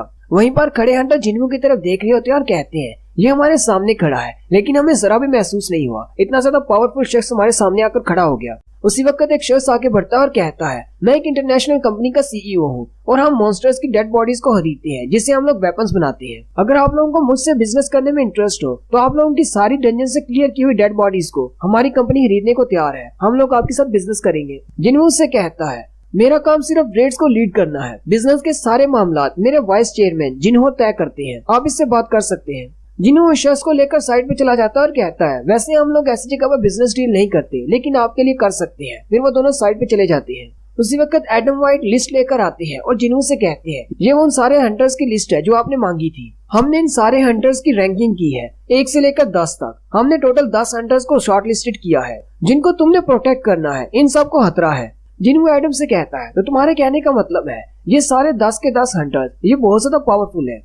जिन्हों एडम से कहता है हंटर रैंकिंग के मुताबिक मेरा रैंक क्या होगा? एडम उसे कहता है अगर हम तुम्हारी जापान की रेड को भी इसमें शामिल करें तो तुम्हारा रैंक तीसरा या चौथा होगा। जिन्हों उस लिस्ट में पहले 4 नामों को देखता है। सबसे पहले पर थॉमस आंद्रे होता है, दूसरे नंबर पर ल्यूजी गैंग होता है, तीसरे नंबर पर क्रिस्टोफर रीड होता है और चौथे नंबर पर हमारे इंडिया से सिद्धार्थ बच्चन होता है। अगर सिद्धार्थ के सामने बच्चन नहीं होता तो मैंने तो इसको बाहुबली समझ लेना था। जिन्हों कहता है मेरे पास इतना सारा टाइम नहीं है कि मैं इन सभी के नाम याद करूं। साथ ही वो अपने शेडोज को रिलीज करता है और कहता है इन सब के साथ अपना एक शेडो लगा देता हूं, ये ज्यादा आसान रहेगा। जिन्हों कहता है मैं अपने शेडोज की मदद से अगर किसी का रूलर्स के साथ कोई ताल्लुक है तो रूलर्स को भी देख सकता हूं, इससे मुझे पता चल जाएगा कि कौन मेरा दोस्त है और कौन मेरा दुश्मन है। वहीं पर पार्टी में थॉमस आंद्रे भी आ जाता है। थॉमस जिन्हों से कहता है मैं यहाँ पर तुमसे बात करने के लिए आया हूँ। थॉमस के बाजू पर पट्टी बंधी होती है। थॉमस जिन्हों से कहता है मेरा बाजू इतना ज्यादा डैमेज हो गया है कि हीलर्स भी इसे हील नहीं कर पा रहे। डॉक्टर ने कहा है कुछ अर्सा रेस्ट करो, ये खुद बहुत ठीक हो जाएगी, लेकिन इसमें काफी ज्यादा टाइम लगेगा। थॉमस जिन्हों से कहता है हम दोनों की फाइट के बाद तुम मेरे गिल्ड के सारे मेंबर्स को मार सकते थे क्योंकि तुम बहुत ज्यादा पावरफुल हो, लेकिन तुमने मेरे किसी भी मेंबर को नहीं मारा सिवाय डांगसू के, जिसकी गलती थी। थॉमस जिन्हों से कहता है मेरा सवाल तुमसे ये है तुमने हम सबको जिंदा क्यों छोड़ दिया? जिन्हों थॉमस से कहता है कि तुमने ऐसा कोई भी गुनाह नहीं किया, कोई भी ऐसा जुर्म नहीं किया जिसके लिए तुम्हें मौत की सजा दी जाती। बस पीछे की तरफ मुड़ जाता है और कहता है ठीक है मैं डांगसू का फ्यूनरल प्लान कर रहा हूँ। हालांकि उसने ऐसा जुर्म किया था जिसके लिए उसे मौत की सजा दी गई, लेकिन फिर भी मैं चाहता हूँ कि उसका फ्यूनरल ठीक तरीके से हो। साथ ही थॉमस जिन्हों से कहता है जैसे मेरा बाजू ठीक हो जाएगा मैं तुम्हारे साथ बैठकर खाना खाना चाहूंगा। अगर तुम मेरी ऑफर को मुनासिब समझो तो मेरी मैनेजर को अपना कांटेक्ट नंबर दे दो, मैं बाद में तुमसे कांटेक्ट करूंगा। लोरा आगे बढ़ती है और जिन्हों से कहती है मेरे मास्टर ने अपने ग्रेटिट्यूड को जाहिर किया है क्योंकि आपने उसके गिल्ड मेंबर्स को नुकसान नहीं पहुंचाया। हालांकि वो ऐसा दिखता नहीं है, लेकिन वो बहुत ज्यादा शाई पर्सन है। लोरा जिन्हों से कहती है क्या तुम मुझे अपना कांटेक्ट नंबर दे सकती हो? मेरे मास्टर तुम्हें वैसे भी एक गिफ्ट देना चाहते हैं, अगर तुम्हें कुछ स्पेसिफिक गिफ्ट चाहिए तो तुम हमें बता सकते हो, हम तुम्हें वही गिफ्ट देंगे। जिन्हों से कहता है नहीं थैंक यू, मुझे नहीं चाहिए। लोरा उसे कहती है मेरे मास्टर अपने ऊपर किसी का एहसान नहीं रखते, उन्हें बहुत ज्यादा अनईजी महसूस होता है, इसलिए प्लीज अपने लिए कुछ सिलेक्ट करो, हम तुम्हें कुछ भी गिफ्ट देने को तैयार हैं। जिन्हों से कहता है अच्छा ठीक है तुम लोग मुझे गिफ्ट देना ही चाहते हो तो मुझे कोई डैगर दे दो, कोई अच्छा सा नाइफ चलेगा। लोरा उससे कहती है ठीक है मैं मास्टर को जाकर बता दूंगी, हम आपके लिए कोई अच्छा सा नाइफ अरेंज कर लेंगे। फिर वो वहाँ से चली जाती है। एडम उसे कहता है क्या अब हम लोग सारे हंटर से मिलने के लिए चले, मैं सबसे इंट्रोड्यूस करवाता हूँ। जिन्हों से कहता है कि इसकी कोई जरूरत नहीं, मैंने सारा बंदोबस्त पहले से कर लिया है। जिन्हों एडम से कहता है क्या यहाँ पर एक बंदा कम है, मुझे लगता है कि 6 रैंक का हंटर यहाँ पर नहीं है। एडम उसे कहता है तुम्हें कैसे पता चला? हमारे पास एक बंदा कम है। एडम उसे बताते हैं कॉन्फ्रेंस शुरू होने से पहले ही हमारा उसके साथ कांटेक्ट नहीं रहा, वो पता नहीं कहाँ चला गया है, गायब हो गया है। रैंक नंबर 6 पे एक ब्राजीलियन हंटर है जो कि गायब हो चुका है। ब्राजील की एजेंसी भी उसे ढूंढने में लगी हुई है। जिन्हें वो सोचता है शायद वो भी मर चुका है। इसका मतलब हमारे पास सिर्फ 7 लोग बचे हैं जिन्हें हमें प्रोटेक्ट करना है। नेक्स्ट सीन कोरिया का होता है जहाँ पर चेयरमैन गो गानही बड़े ही आराम से अपने ऑफिस में बैठे होते हैं। गानही अपने दिल पे हाथ रखते हैं और कहते हैं मेरा दिल आजकल बहुत ज्यादा एबनॉर्मल रिएक्ट कर रहा है, पता नहीं मुझे लगता है शायद मैं अपनी लिमिट पर पहुंच चुका हूँ, मैं बहुत जल्दी मरने वाला हूँ। चेयरमैन गानही कहते हैं मेरे डॉक्टर ने कहा था कि अगर मैं इसी तरह काम करता रहा तो मैं 6 महीनों में मर जाऊंगा, लेकिन इस बात को हुए भी 1 से 2 साल गुजर चुके हैं, लेकिन मैं अभी तक जिंदा हूँ। लेकिन क्या किया जा सकता है, मेरी बॉडी अपनी लिमिट को पहुंच चुकी है। उसी वक्त घर से उन्हें कॉल आती है। चेयरमैन गानही की बीवी से कहती है क्या आप ठीक है, घर कब आने वाले हैं? चेयरमैन उसे कहते हैं तुम तो बहुत ज्यादा परेशान हो जाती हो, मैं जल्दी ही घर आने वाला हूँ। लेकिन उसी वक्त चेयरमैन को कुछ अजीब सा महसूस होता है। चेयरमैन कहते हैं अभी अभी यहाँ पर क्या हुआ, लेकिन जैसे ही वो दूसरी तरफ देखते हैं तो सामने मुनाचा फ्रोस्ट बैठा होता है। चेयरमैन कहते हैं ये इतनी जल्दी यहाँ पर कैसे आ गया, मुझे कुछ महसूस भी नहीं हुआ। चेयरमैन कहते हैं इसे देखकर तो लगता है ये बहुत ज्यादा पावरफुल है, मैं अपनी स्ट्रेंथ के साथ इससे फाइट नहीं कर पाऊंगा। मुनाचा फ्रोस्ट उसे कहता है मैंने इस स्पेस को एक अलग डायमेंशन में सील कर दिया है, कोई भी तुम्हारी मदद करने को यहाँ पर नहीं आएगा। चेयरमैन कहते हैं क्या मैं कोई सपना देख रहा हूँ, लेकिन साथ ही मुनाचा फ्रोस्ट उसके कंधे पर अटैक करता है और कहता है नहीं, तुम कोई सपना नहीं देख रहे, ये हकीकत है। चेयरमैन उससे पूछते हैं तुम कौन हो। मुनाचा फ्रोस्ट उसे कहता है मुझे तो लगा था शायद तुम मुझे ऐसे ही पहचान लोगे, लेकिन तुम तो सिर्फ एक इंसान हो, अपनी ट्रू फॉर्म में आए बिना तुम मुझे पहचान भी नहीं सकते। और यहीं पर हमारी एपिसोड 82 का एंड होता है। एक्सप्लेनेशन अच्छी लगी हो तो कमेंट करके जरूर बताएं, चैनल को सब्सक्राइब कर दें, वीडियो को लाइक और शेयर कर दें। शुक्रिया। हेलो गाइस, कैसे हैं आप सब लोग। लेवल अप के एपिसोड 83 के साथ हाजिर हूँ। लास्ट एपिसोड के एंड पे हमने देखा था चेयरमैन गोगानी अपने रूम में बैठी होती है, जबकि उसी वक्त मुनाचा फ्रोस्ट उनके पास आता है और उन पर अटैक करता है। चेयरमैन उससे पूछते हैं तुम कौन हो। मुनाचा फ्रोस्ट उनसे कहता है तुम सिर्फ एक इंसान हो, तुम मुझे कैसे पहचान सकते हो, मुझे तो लगा था तुम मुझे पहचान जाओगे। चेयरमैन उसे कहती है तुम मुझे एक आम इंसान क्यों कह रहे हो। फ्रोस्ट अपनी पावर को रिलीज करते हुए कहता है मेरे पास इतना ज्यादा फालतू टाइम नहीं है जो मैं तुम्हारे जैसे इंसान पर जाया कर दूं। फ्रेगमेंट ऑफ लाइट अपने आप को जाहिर करो। यहाँ पे तुम्हें ऐसा लगता है कि अगर तुम बाहर निकले तो तुम्हारा ये मीडियम यानी कि तुम्हारे इस इंसान की बॉडी ये डिस्ट्रॉय हो जाएगी। वैसे भी इस कमजोर इंसान की बॉडी एक ना एक दिन खत्म होने वाली है, ये अपनी लिमिट तक पहुंच चुका है, और अगर तुम वाकई में इसकी बॉडी को बचाना चाह रहे हो तो फिर हमारी बात करने का कोई फायदा नहीं। और साथ ही वो फुल पावर से चेयरमैन पर अटैक करता है। वो अपने पास एक आइस बॉल बनाता है और सीधा चेयरमैन की तरफ फेंकता है। चेयरमैन उसे ब्लॉक करते हैं और साथ ही उनकी आंखें चमकना शुरू हो जाती हैं। मुनाच भी ये देखकर खुश हो जाता है और कहता है तो आखिरकार हम लोग मिल ही गए। Fragment of light. Monarch of frost फिर से आइस बॉल का अटैक करता है। चेयरमैन गन ही उसे अपने हाथ से डिफ्लेक्ट कर देते हैं। वो आइस बॉल जाकर दीवार के साथ टकराता है तो दीवार में एक सुराख हो जाता है। चेयरमैन उसे कहते हैं तुम्हारी हिम्मत कैसे हुई, तुमने मेरे ऑफिस को आइसोलेट कर दिया, एक अलग डायमेंशन में ले आए ताकि मैं बाहर से हेल्प न मंगवा सकूं, ना ही कोई बाहर से अंदर आ सके। मुनाच उनसे कहता है मैं तो तुम्हें काफी लंबे अरसे से ढूंढ रहा था और तुम इस एक कमजोर इंसान की बॉडी में छुपे बैठे हो। हमें तुम्हारे बाकी के 7 फ्रेगमेंट्स का पता चल चुका है। हमने उनकी लोकेशंस को ट्रेस कर लिया है और उनमें से 2 को तो हमने डिस्ट्रॉय भी कर दिया है। मैं तो बस तुम्हें मारने से पहले तुम्हारे चेहरे के एक्सप्रेशंस देखना चाहता था, जो तुम हमेशा इतना प्राइडफुल रहते हो। अब जबकि मैंने तुम्हारे चेहरे की उदासी देख ली है तो अब मैं तुम्हें मार सकता हूँ। चेयरमैन गानी उसे कहती है अगर तुम कर सकते हो तो आओ और मुझे मार कर दिखाओ। मुनाचा फ्रोस्ट चेयरमैन से कहता है तो तुम मुझसे फाइट करना चाहते हो, तुम तो बहुत ज्यादा बेवकूफ हो। तुम्हारे पास एक ऐसे इंसान की बॉडी है जो कि बहुत ज्यादा कमजोर है और वो बूढ़ा है, जबकि मेरे पास एक ऐसी बॉडी है जो कि एक स्पिरिचुअल बॉडी है। मैंने इस बॉडी को कम्प्लीटली अपना बना लिया है। मुझे नहीं लगता कि इस बॉडी के साथ तुम मेरे ऊपर एक पंच भी मार पाओगे। मुनाज फिर से अपनी पावर को इस्तेमाल करते हुए एक आइस अटैक करता है, लेकिन चेयरमैन उसकी आइस को तोड़ते हुए आगे की तरफ बढ़ते हैं और वो भी उस पर अटैक करने लगते हैं। लेकिन मुनाज बड़ी ही आसानी के साथ उनके पंच को डॉच कर लेता है और साथ ही अपनी आइस से चेयरमैन के कंधे पर अटैक करता है। चेयरमैन दूसरी तरफ से फिर से उसे पंच मारने लगते हैं, लेकिन मुनाज सामने फिर से एक आइस की शील्ड बना लेता है और फिर उन दोनों में स्पीड की फाइट स्टार्ट हो जाती है। चेयरमैन कहते हैं मुझे जल्दी से खत्म करना होगा इससे पहले कि मेरी बॉडी अपनी लिमिट तक पहुंच जाए। चेयरमैन मुनाज पर अटैक करने के लिए आगे बढ़ते हैं, लेकिन उसी वक्त वो नीचे बैठ जाते हैं क्योंकि उनकी बॉडी जवाब दे जाती है। चेयरमैन कहते हैं क्या मेरी बॉडी की यही लिमिट है। मुनाज सामने खड़ा होता है, चेयरमैन से कहता है मुझे लगता है कि तुम अपनी बॉडी की लिमिट तक पहुंच चुके हो। ये तो बहुत ज्यादा शर्म की बात है। और वो जल्दी से सामने से गायब हो जाता है और बड़ी ही स्पीड के साथ चेयरमैन के सामने आ जाता है और अपना एक आइस क्रिस्टल चेयरमैन के सीने में धंसा देता है। चेयरमैन बहुत ज्यादा जख्मी हो जाते हैं और उनके मुंह से ब्लड निकलना शुरू हो जाता है। मुनाज उनसे कहता है तुम्हारे फ्रेगमेंट को एक नई बॉडी ढूंढने में कितना ज्यादा टाइम लगेगा। हो सकता है शायद तुम्हें 1 साल लग जाए या फिर 2 साल लग जाए, लेकिन हमारी फोर्सेस बिल्कुल तैयार है। जब तक तुम नई बॉडी के साथ वापस आओगे तब तक हम इस पूरी दुनिया को तबाह कर देंगे। तुम्हारी सबसे बड़ी गलती ये थी कि तुमने इस दुनिया को प्रोटेक्ट करने की कोशिश की। तुम्हें क्या लगा था कि तुम अपने गार्ड्स के बिना हमें हरा सकते हो। चेयरमैन उस आइस क्रिस्टल को पकड़ लेते हैं जो कि उनके सीने में धंसा होता है और मुनाज से कहते हैं तुम्हें क्या लगता है कि मेरे पास कोई वजह नहीं तुमसे फाइट करने की। मुझे ये बात अच्छी तरह से पता था कि तुम मुनाज लोग कुछ न कुछ करने वाले हो,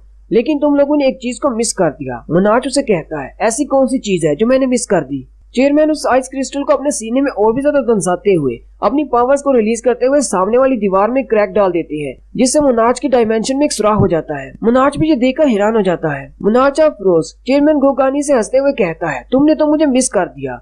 तुम मुझे एक बातों में लगाकर मुझ पर अटैक करना चाहते थे। लेकिन चेयरमैन आगे से हल्का सा मुस्कुराते हैं। मुनाज जैसे पीछे वाली दीवार की तरफ देखता है तो उसकी डायमेंशन में क्रैक पड़ जाता है। मुनाज कहता है अब इससे कोई फर्क नहीं पड़ता, तुम तो वैसे भी मरने वाले हो। साथ ही चेयरमैन कहते हैं अभी जाओ। चेयरमैन के पास एक चींटी का शैडो होता है, वो जल्दी से भागता हुआ उस क्रैक में से बाहर चला जाता है।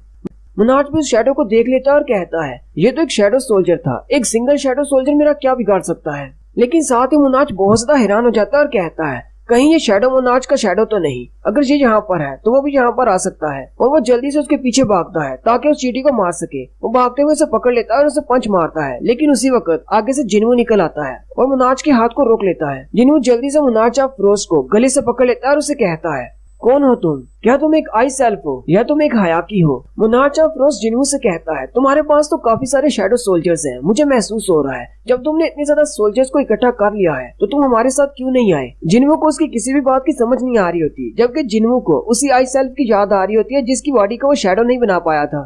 मुनाज जिन्हू से कहता है कहीं तुम वही मिसिंग पीस तो नहीं हो जिसके बारे में मुझे चेयरमैन बता रहा था। साथ ही वो अपने मुंह में से आइस निकालता है और सामने एक बड़ा सा आइस का पहाड़ बन जाता है और जिन्हू भी उस आइस के अंदर ट्रैप हो जाता है। जिन्हू अपने हाथ में अपने डैगर को निकालता है और उस आइस को तोड़ लेता है और कहता है क्या ये एक मैजिक यूजर है? मुनाज जिन्हू से कहता है क्यों ना हम लोग इस फाइट को यहीं पर रोक दें, मैं यहाँ पर अपनी जिंदगी को खतरे में डालने के लिए नहीं आया। जिन्हू से कहता है तुम किस बारे में बात कर रहे हो? मुनाज अफरोज से कहता है क्या तुम उस इंसान को बचाने के लिए यहाँ पर नहीं आए? ये सुनते ही जिन्हू चेयरमैन की तरफ देखता और कहता है अब मुझे याद आया, ये वाला चींटी का शैडो तो मैंने चेयरमैन के साथ लगाया था। साथ ही जिन्हू ऊपर की तरफ देखता है, चेयरमैन अपने ऑफिस में सामने बैठे होते हैं। उस क्रैक में से तो साफ नजर आ रहा होता है कि चेयरमैन बहुत ज्यादा जख्मी है। मुनाज अफरोज अपने हाथ से एक आइस का बड़ा सा बाला बनाता है और जिन्हू से कहता है तुम्हें चूज करना है, क्या तुम मेरे खिलाफ फाइट करोगे या फिर उस इंसान को जाकर बचाओगे? और वो साथ ही अपने आइस स्पीयर को छोड़ देता है जो कि सीधा चेयरमैन की तरफ जा रहा होता है। जिन्हू जल्दी से अपनी रूलर्स अथॉरिटी मूव को इस्तेमाल करता है और उस आइस के बाले को रोकने की कोशिश करता है, लेकिन उस मैजिक की पावर ज्यादा होती है इसलिए उसकी रूलर्स अथॉरिटी कैंसिल हो जाती है। फिर जिन्हू ऊपर की तरफ जंप करता है और अपनी डैगर थ्रो स्किल को इस्तेमाल करते हुए अपने नाइफ को उस तरफ फेंकता है, लेकिन मुनाज का आइस स्पीयर अपनी डायरेक्शन को चेंज करते हुए जिन्हू के डैगर थ्रो से बच जाता है और सीधा चेयरमैन की तरफ जाता है। लेकिन चेयरमैन तक उस आइस स्पीयर के पहुंचने से पहले ही जिन्हू वहां पर सामने पहुंच जाता है और अपने डैगर से उसे डिफ्लेक्ट कर देता है। लेकिन जैसे वो नीचे देखता है मुनाज अफरोज एक पोर्टल ओपन करता है और उसमें से अंदर चला जाता है। रोज के अंदर जाने से पहले ही जिन्हू अपने डैगर्स को निकालता है और उस पर अटैक करता है। जिन्हू का एक डैगर सीधा जाकर मुनाज अफरोज को लगता है जबकि वो पोर्टल के अंदर चला जाता है। जाने से पहले वो एक और बात करता है, वो जिन्हू से कहता है तुम्हारे जैसे कमजोर इंसान ने मेरी जैसी इमॉर्टल बॉडी के ऊपर स्क्रैच डाल दिया, अभी के लिए मैं वापस जा रहा हूँ, लेकिन मैं दोबारा आऊंगा जब तुम्हारे शैडोज ओपन होंगे। एक मरते हुए इंसान की बॉडी को मैं तुम्हारे लिए छोड़कर जा रहा हूँ, इसे मेरे लिए तुम अपने लिए एक शैडो सोल्जर का गिफ्ट समझो। जिन्हू उस बैरियर की तरफ देखता है और कहता है मैं इसीलिए तो कह रहा था कि मुझे कुछ महसूस नहीं हुआ, इसने एक थर्ड डायमेंशन बैरियर बनाया था। जिन्हू चेयरमैन के पास बैठ जाता है और कहता है चेयरमैन की बॉडी से तो बहुत ज्यादा ब्लड निकल रहा है और इसकी बॉडी में एक सुराख है, अब मैं इसको अपने पोशन से कैसे हील करूंगा? जिन्हू जल्दी से चिल्लाकर बीरू को बुलाता है। बीरू जहाँ पर भी होता है वहाँ से जल्दी से उठता हुआ उसके पास आ जाता है। जिन्हू बीरू से कहता है जल्दी से इस इंसान की जान बचाओ। बीरू अपनी हीलिंग मैजिक को स्टार्ट करता है, लेकिन वो जिन्हू से कहता है मेरा हीलिंग मैजिक इस पर काम नहीं कर रहा। जिन्हू अपने पास से होली वाटर ऑफ लाइफ की बॉटल निकालता और कहता है शायद इससे मैं इसकी जान बचा सकता हूँ, लेकिन चेयरमैन उसे ऐसा करने से रोक देते हैं। चेयरमैन जिन्हू से कहते हैं इस सब की कोई जरूरत नहीं, तुम मुझे बचाने के लिए यहाँ तक आए, इस सब के लिए शुक्रिया, लेकिन मेरा टाइम पूरा हो चुका है। जिन्हू चेयरमैन से कहता है ऐसा मत कहें, थोड़ा सा इंतजार करें, मैं आपको हॉस्पिटल लेकर चलता हूँ। चेयरमैन उसे कहते हैं हॉस्पिटल वाले भी कुछ भी नहीं कर पाएंगे, मुनाज अफरोज के अटैक के बाद मेरे बचने का कोई चांस नहीं, लेकिन मैं इस बात से खुश हूँ कि मुझे तुम जैसे पावरफुल मुनाज के साथ मिलने का मौका मिला। मुनाज लोगों ने अपना प्लान पूरा कर लिया हुआ है, उनके दरमियान और हमारे दरमियान जो फाइट होनी है वो होने वाली है, लेकिन मैं इस तरह सुकून से जा सकता हूँ कि तुम हमारी साइड पर हो। मैं तुम्हारा बहुत ज्यादा शुक्रगुजार हूँ कि तुम्हारे पास इतनी ज्यादा पावर है कि तुम इंसानों को बचा सकते हो। ये गेट्स और डंजन्स ये इंसानों को मारने के लिए नहीं है, बल्कि ये रूलर्स ने इंसानों को बचाने के लिए बनाए हैं। और तुम्हारे पास एक दिन ऐसा वक्त आएगा जब तुम्हें चूज करना होगा कि तुम्हें किस साइड पर रहना है, मुनाज की साइड पर या फिर रूलर्स की साइड पर। लेकिन मैं तुम्हें कहता हूँ कि तुम्हें हमारी साइड को ही चूज करना होगा, तुम हमेशा ह्यूमैनिटी की साइड पर रहना। मेरी हमेशा से ख्वाहिश थी कि मैं तुम्हारे जैसे नौजवानों के साथ फाइट करूं, लेकिन मैं अपनी कमजोर बॉडी के साथ तुम्हारा और भी ज्यादा साथ नहीं दे सकता। मैं अपनी लिमिट तक पहुंच चुका हूं, लेकिन अब मुझे कोई भी पछतावा नहीं है, क्योंकि मैं अब सब कुछ तुम्हारे हाथ में देकर जा रहा हूं। तुम नौजवान हो, तुम एक पावरफुल हंटर हो, तुम एक मोनार्च हो। पिछले काफी अरसे से मेरी हार्ट बीट बहुत ज्यादा इरेगुलर हो चुकी थी, मुझे लगा था कि मेरा हार्ट रुक जाएगा, लेकिन मैं अब तक जिंदा हूँ। मुझे अब पता चला कि सिर्फ तुमसे मिलने के लिए मैं जिंदा था। अब मैं सुकून के साथ मर सकता हूँ। और साथ ही चेयरमैन अपनी आंखें बंद करना शुरू कर देते हैं और साथ साथ जिन्हों का शुक्रिया अदा कर रहे होते हैं। और साथ ही चेयरमैन का हाथ जमीन पर धड़म करके गिर जाता है, यानी कि चेयरमैन मर जाते हैं। चेयरमैन के मरते साथ ही थर्ड डायमेंशन भी टूट जाती है और सारी आइस भी टूट जाती है। और उसी वक्त दिखाते हैं कि कोरिया में बारिश होना शुरू हो जाती है। खजां की बारिश के साथ ठंडी हवा का एक झोंका चलता है। अगले दिन न्यूज में बहुत सारी बातें बताई जाती हैं। चेयरमैन गोगानी की न्यूज सबसे ऊपर हेडलाइंस में होती है कि साउथ कोरिया का एक पिलर गिर गया। इसके अलावा ब्राजील के हंटर जो कि नंबर 6 पर था, उसकी लाश भी एक दरिया से मिलती है। और तीसरी न्यूज ये होती है कि हंटर संग जिनवू वापस कोरिया आ गया है। नेशनल लेवल के हंटर क्रिस्टोफर रीड की मौत, जोनस जो कि ब्राजील का हंटर था उसकी मौत, और चेयरमैन गो गानही जो कि कोरिया के एक अजीम हंटर थे, तीनों की मौत के बाद पूरी दुनिया एक पैनिक की स्टेट में है। आम ह्यूमंस और दूसरे सारे हंटर्स जो कि पावरफुल भी हैं, लेकिन वो भी इस डर में है कि कहीं उनकी बारी तो नहीं। उसी बारिश में चेयरमैन की बॉडी को दफना रहे होते हैं और साथ में कहा जा रहा होता है कि हंटर्स इंसानों को प्रोटेक्ट करते हैं, लेकिन हंटर्स को प्रोटेक्ट कौन करेगा जबकि पूरी दुनिया में जितने भी पावरफुल हंटर्स हैं उन सब का कोई शिकार कर रहा है।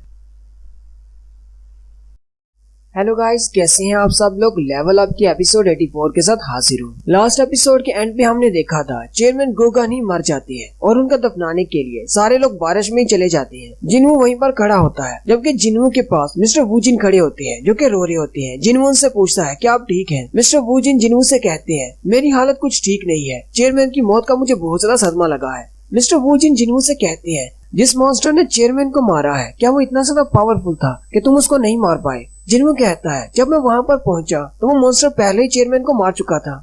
मिस्टर वूजिन अपनी छतरी को ऊपर से हटा लेते हैं और बारिश से अपने चेहरे को भिगाते हुए कहते हैं मुझे तो अभी भी इस बात पर यकीन नहीं आ रहा। अभी तो कल चेयरमैन मुझसे कह रहे थे कि मैं ये बात सुनना चाहता हूँ कि तुम अमेरिका में जिन्हू के साथ गए हो। फिर उन्होंने कहा कि वहाँ पर अपना काम खत्म करके जल्दी से वापस आना। मिस्टर वूजिन जिन्हू से कहते हैं तुम्हारा शुक्रिया, तुम आखिरी वक्त में उनके पास थे, तुम अमेरिका से जल्दी से उन्हें बचाने के लिए यहाँ पर तो आ गए। जिन्हू मिस्टर वूजिन से कहता है मैं चेयरमैन की कब्र पर खड़े होकर ये कसम खाता हूँ मैं उस मॉन्स्टर को अपने हाथों से मार डालूंगा। उस मॉन्स्टर को मारने के बाद ही तुम्हारे थैंक यू को मैं एक्सेप्ट करूंगा। साथ ही जिन्हू मिस्टर वूजिन से कहते हैं क्या तुम सारे रिपोर्टर्स को कॉल कर सकते हो, मुझे एक न्यूज कॉन्फ्रेंस करनी है। चेयरमैन गानही की मौत के बाद रिपोर्टर्स को जैसे ये खबर मिली कि जिन्हू एक प्रेस कॉन्फ्रेंस करने वाला है, वो जल्दी से वहाँ पर पहुँच गए। जिन्हू उन सारे रिपोर्टर्स के सामने खड़े होकर अपना बयान देता है और उनसे कहता है कुछ मॉन्स्टर्स हैं जो कि बहुत ज्यादा पावरफुल है और वो इंसानों की तरह बात भी कर सकते हैं और वो हमारे नेशनल रैंक के हंटर्स को टारगेट कर रहे हैं या फिर एस रैंक के हंटर्स को जो कि पावरफुल है।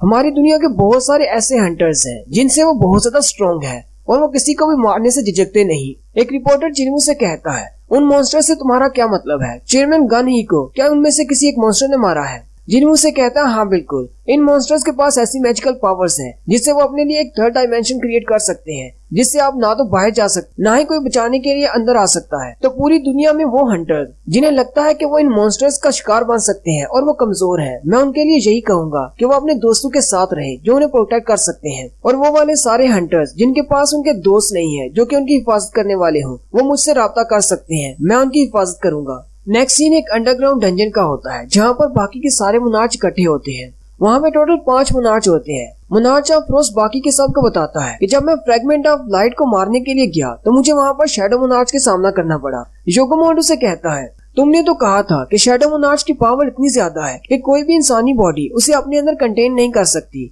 क्योंकि मुनार्च ऑफ डिस्ट्रक्शन की पावर भी बहुत ज्यादा थी, इसीलिए उसे भी कोई बॉडी नहीं मिल सकी।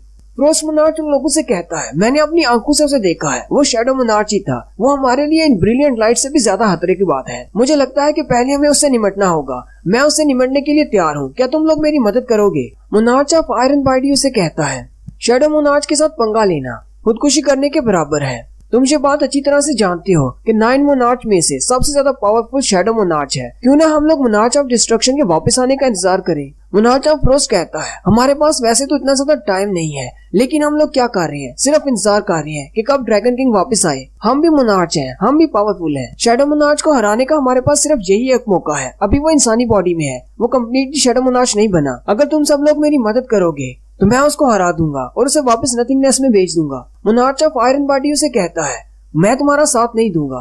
योगोमोन कहता है मुझे भी सबसे दूर रखो, मुझे भी मोनार्च ऑफ व्हाइट फ्लेम्स की तरह शैडो मोनार्च के हाथों मरना नहीं है। Monarch of white flame demon king Baron है जिसे शैडो मोनार्च ने मार दिया था। मोनार्च ऑफ बीस्ट उन सब से कहता है, तुम सब लोग तो बहुत ज्यादा डरपोक हो। मोनार्च ऑफ आयरन बॉडी उसे कहता है, तुम्हें पता है कि व्हाइट फ्लेम को मरने के बाद उसने उसके साथ क्या किया था। मुझे मोनार्च ऑफ व्हाइट फ्लेम की तरह नहीं बनना। मोनार्च ऑफ बीस्ट कहता है, हम लोग अपनी ओरिजिनल फॉर्म्स में हैं, हमारे तो शैडोज ही नहीं है, वो हमें अपना शैडो सर्वेंट नहीं बना सकता। मोनार्च ऑफ आयरन बॉडी कहता है, मुझे लगता है कि शैडो मोनार्च और एडमिनिस्ट्रेटर दोनों मिलकर काम कर रहे हैं, और तुम्हें एडमिनिस्ट्रेटर की पावर का तो पता है, वो हमारा रेप्लिका बना सकता है अपनी दुनिया में, इसलिए मुझे उसका रेप्लिका नहीं बनना। फिर मोनार्च ऑफ आयरन बॉडी और जोगोमोड दोनों ही वहाँ से चले जाते हैं। Monarch of beast monarch of frost से कहता है, क्या तुम्हारे पास इस बात का कोई सबूत है कि वो अभी तक इंसान है। मोनार्च ऑफ फ्रोस्ट अपने पास से वो डैगर निकालता है जो कि जिन्हों ने इस पर फेंका था। वो कहता है, इसके ऊपर पॉइजन लगा हुआ है। एशमॉन शैडो मोनार्च इस तरह का काम नहीं करता। वहीं पर मोनार्च ऑफ प्लेग खड़ी होती है जो कि सारे इंसेक्ट्स की मोनार्च है। उसका नाम कुरेशिया होता है। कुरेशिया कहती है, फ्रोस्ट मोनार्च बिल्कुल ठीक कह रहा है, अगर शैडो मोनार्च ने अपनी पूरी पावर हासिल कर ली होती तो वो इस तरह के पॉइजन वाले डैगर इस्तेमाल नहीं करता। मोनार्च ऑफ फ्रोस्ट उनसे कहता है, क्या तुम लोग मेरी मदद करोगे। मोनार्च ऑफ बीस्ट और कुरेशिया दोनों ही उसे कहते हैं, हम दोनों तुम्हारी हेल्प करेंगे शैडो मोनार्च को मारने में।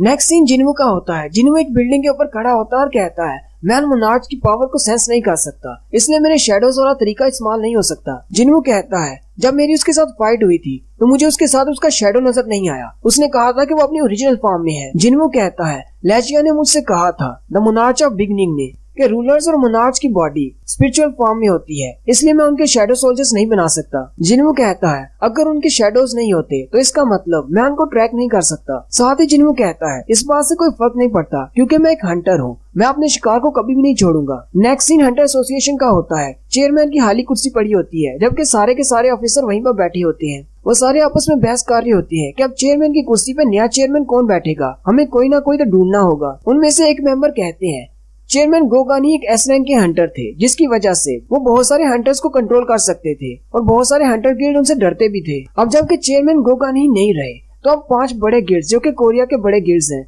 उनको देखने वाला कौन है, अब उनको कौन रोकेगा। एक और मेंबर उसे कहता है, क्या तुम ये सुजेस्ट करना चाह रहे हो कि हम कहीं से एस रैंक के हंटर को हायर कर लें, हम लोग किसी आउटसाइडर को अपना चेयरमैन नहीं बना सकते। वो सारे मेंबर्स कहते हैं, हम लोगों ने डिस्कशन के बाद ये फैसला किया है कि मिस्टर वू जिन को चेयरमैन की सीट दी जाएगी। मिस्टर वू जिन हैरान हो जाते हैं और कहते हैं, आखिर मैं ही क्यों। बाकी के मेंबर्स उनसे कहते हैं, हमें लगता है कि आपने चेयरमैन के साथ बहुत ज्यादा वक्त गुजारा है, इसलिए आपके पास बहुत ज्यादा एक्सपीरियंस है और उनके बहुत सारे स्किल्स भी आपने सीखे हैं। सिर्फ यही नहीं, बाकी के सारे हंटर्स गिल्ड आपकी बात सुनते भी हैं और अब ऐसी भी कोई बात नहीं है कि सिर्फ एस रैंक का हंटर ही हमारा चेयरमैन बन सकता है। तुम एक बहुत ही काबिल हंटर हो, तुम्हें ही चेयरमैन बनना चाहिए। मिस्टर वू जिन कहते हैं, मैं अभी बहुत ज्यादा यंग हूँ, मुझे इन सारे मामलात की समझ नहीं है, मुझसे बहुत ज्यादा एक्सपीरियंस वाले हंटर्स हैं, आप उनमें से किसी को रख सकते हैं। अगर आप लोग चाहें तो मैं वाइस प्रेसिडेंट की चेयर पर बैठ सकता हूँ, लेकिन चेयरमैन गोगानी की चेयर पर बैठने के मैं लायक नहीं हूँ। आप सबको ऐसा क्यों लगता है कि मैं इस लायक हूँ। डायरेक्टर्स और मैनेजर उसे कहते हैं, हमारे पास इतनी पावर नहीं है कि कोरिया के टॉप गिल्ड्स को कोई भी ऑर्डर दे सके, लेकिन तुम्हारे अंदर इतनी हिम्मत है।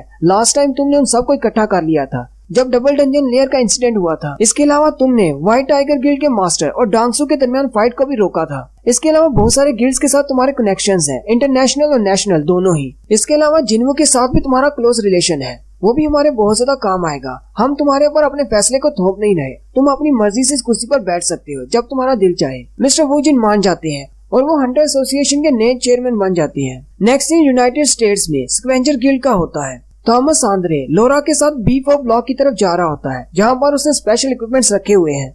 थॉमस लोरा से कहते हैं, काफी अरसे के बाद मैं अंडरग्राउंड में आ रहा हूँ। जैसे वो नीचे जाते हैं सिक्योरिटी गार्ड खड़े हो जाते हैं। थॉमस उन्हें कहते हैं, तुम लोग बैठ सकते हो, ऐसे क्यों हैरान हो रहे हो। लोरा थॉमस से कहती है, क्या तुम वाकई में श्योर हो, क्या तुम अपने डैगर्स उसे देना चाहते हो। थॉमस लोरा से कहता है, तुम्हें क्या लगता है, क्या वो जिन्वू के गिफ्ट होने के लायक नहीं है। उसने मेरी जान बचाई, इसके अलावा मेरे गिल्ड के मेंबर्स को भी छोड़ दिया, मैं उसे ऐसा गिफ्ट तो दे सकता हूँ। कहीं तुम्हें ऐसा तो नहीं लगता कि एक हंटर के तौर पर उसके पास ऐसी स्किल्स नहीं है कि वो इसको इस्तेमाल नहीं कर सकता। लोरा आगे से कोई भी जवाब नहीं देती। फिर वो लोग अंदर उस रूम में चले जाते हैं जहाँ पर वो स्पेशल डैगर रखे होते हैं। लोरा उनकी तरफ देखकर कहती है, ये तो वाकई में बहुत ज्यादा खूबसूरत है और पूरी दुनिया में सिर्फ 2 ही है, लेकिन क्या फिर भी तुम उसे देना चाहते हो। थॉमस कहता है, यही तो वजह है कि मैं ये डैगर्स उसे देना चाहता हूँ, क्योंकि वो इसको इस्तेमाल कर सकता है। यहाँ पर पड़े पड़े जो बेकार हो रहे हैं, मैं डैगर्स को इस्तेमाल नहीं कर सकता क्योंकि मैं फिजिकल एबिलिटी यूजर हूँ। उसी वक्त उन दोनों डैगर्स की तरफ दिखाते हैं जो कि कैमिश के दांतों से बने हैं। नेक्स्ट सीन जिन्वू के अपार्टमेंट का होता है जहाँ पर जिन्वू सोशल मीडिया पर न्यूज देख रही होती है चेयरमैन वू जिन के बारे में। जिना कहती है, चेयरमैन गोगान ही मारे गए और अब उनकी जगह पर एक हैंडसम बंदे को चेयरमैन बना दिया गया है। पता नहीं हमारे कंट्री में हो क्या रहा है, सब कुछ बहुत ही तेजी से बदल रहा है। जिन्ना अपनी मॉम की तरफ देखती है, मॉम पीछे बर्तन धो रही होती है, जिन्ना जल्दी से अपनी मॉम के पास चली जाती है। मॉम जिन्ना से कहती है अगर तुम्हारे पास कुछ भी नहीं करने को तो जाकर कचरा फेंक आओ। जिन्ना मॉम से कहती है नहीं मुझे ये नहीं करना। साथ ही जिन्ना अपनी मॉम से कहती है मॉम हम अपने इस अपार्टमेंट को छोड़ क्यों नहीं देते, हम किसी और जगह चले जाते हैं। मॉम से कहती है तुम इस जगह को छोड़ना चाहती हो लेकिन मुझे ये जगह बहुत ज्यादा पसंद है। जिन्ना मॉम से पूछती है आपको इस पुराने से अपार्टमेंट में क्या चीज पसंद है। मॉम उसे कहती है मुझे नहीं पता, बस मुझे ये घर पसंद है। मॉम जिन्ना से कहती है अब जाओ जाकर वॉशर से कपड़े निकाल लाओ अगर तुम्हारे पास और कुछ भी नहीं करने को। जिन्ना दूसरे रूम में वॉशिंग मशीन में से कपड़े निकालने के लिए चली जाती है लेकिन वहाँ पर किसी चीज को देखकर बहुत ज्यादा घबरा जाती है और भागती हुई बाहर आ जाती है। नेक्स्ट सीन आर्जिन गिल्ड के बाहर का दिखाया जाता है जहाँ पर बहुत सारे रिपोर्टर्स इकट्ठे हुए होते हैं। वो सारे बातें कर रहे होते हैं कि थॉमस सांद्रे आर्जिन गिल्ड में आया हुआ है। नेक्स्ट सीन गिल्ड के अंदर का दिखाते हैं। थॉमस सांद्रे गिल्ड के अंदर बैठा होता है जबकि जिन्हो भी उसके सामने बैठा होता है और सोच रहा होता है आखिर ये जिन्हो कहाँ पर रह गया, ये मेरी कॉल क्यों नहीं पिक कर रहा। जिन्हो कहता है सिर्फ थॉमस ही नहीं बल्कि यहाँ पर जर्मनी का भी टॉप हंटर लेनार्ड नॉर्मन वो भी जिन्हो से मिलने के लिए आया हुआ है और दोनों ही इस वक्त मेरे ऑफिस में बैठे हैं। अगर जिन्हो जल्दी से यहाँ पर नहीं आया तो यहाँ पर तो फाइट हो जाएगी। इन दोनों को यहाँ पर आए हुए 2 घंटे हो चुके हैं लेकिन जिन्हो अभी तक मेरी कॉल नहीं उठा रहा और अभी इन दोनों को बहुत ज्यादा गुस्सा आ रहा है। यहीं पर हमारी एपिसोड 84 का एंड होता है। एक्सप्लेनेशन अच्छी लगी हो तो कमेंट करके जरूर बताइएगा। चैनल को सब्सक्राइब कर दें, वीडियो को लाइक और शेयर कर दें। शुक्रिया। हेलो गाइस, कैसे हैं आप सब लोग। लेवल अप की एपिसोड 85 के साथ हाजिर हूँ। लास्ट एपिसोड के एंड पे हमने देखा था थॉमस सांद्रे और लेनार्ड दोनों ही जिन्हो से मिलने के लिए आर्जिन गिल्ड आ जाते हैं लेकिन जिन्हो का फोन ऑफ होता है पर जिन्हो उसे कॉल करने की कोशिश कर रहा होता है। जिन्हो बहुत ज्यादा परेशान होता है और कहता है इनको यहाँ पर आए हुए 2 घंटे हो चुके हैं, अब इनका सबर जवाब दे जाएगा और ये दोनों फाइट करना शुरू कर देंगे। लेनार्ड बैठा सोच रहा होता है यहाँ पर तो ये थॉमस भी उससे मिलने के लिए आया हुआ है, पता नहीं मुझे उससे मिलने का मौका मिलेगा या नहीं। थॉमस जिन्हो से कहता है क्या बात है, जिन्हो कहाँ पर है, क्या वो किसी डंजन को क्लियर करने के लिए गया हुआ है या फिर वो अपने ऑफिस में रेगुलरली नहीं आता। उसी वक्त दरवाजा खुलता है और जिन्हो अंदर आता है। गिल्ड के सारे एम्प्लॉय जिन्हो को वहाँ पर देखकर बहुत ज्यादा खुश हो जाते हैं। जिन्हो कहता है मैंने बाहर बहुत सारे रिपोर्टर्स को खड़े देखा, मुझे लगा ही था कि थॉमस यहाँ पर आया होगा। जिन्हो रोते हुए जिन्हो से कहता है तुम मेरी क्लास क्यों नहीं अटेंड कर रहे थे। जिन्हो से कहता है मैं थोड़ा सा बिजी था। जिन्हो से कहता है तुम्हारे कपड़ों को क्या हुआ। जिन्हो से कहता है बहुत सारी डंजन ब्रेक हो रही हैं, मैं आराम से नहीं बैठ सकता, मुझे सारी डंजन्स को क्लियर करना है। साथ ही जिन्हो कहता है अगर मैं डंजन्स में नहीं जाऊंगा तो इग्रिस और बीरू का लेवल कैसे अप होगा। थॉमस जल्दी से जिन्हो के सामने खड़ा हो जाता है और कहता है काफी दिनों के बाद मुलाकात हुई। जिन्हो से कहता है कोरिया में क्या करने के लिए आए हो। थॉमस जिन्हो से कहता है मैंने तुमसे कहा था जब मेरा बाजू ठीक हो जाएगा मैं तुम्हारे साथ खाना खाने के लिए आऊंगा और साथ में तुम्हें एक गिफ्ट भी दूंगा। जिन्हो गिफ्ट की बात सुनकर हैरान हो जाता है।